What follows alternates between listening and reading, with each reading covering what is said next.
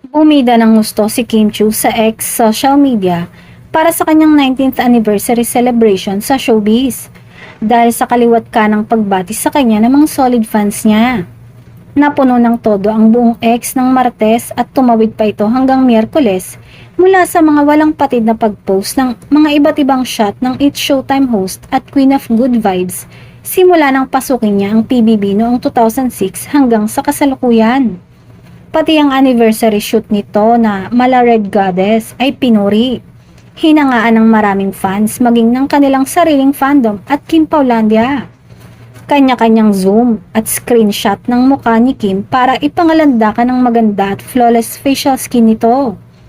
Napuno din ang bulaklakan dressing room ng aktres at ang pinakahihintay ng Kim Pao fans ay syempre hindi nagpahuli ang rumored boyfriend at aktor na si Paolo na nagpadala ng bulaklak dito.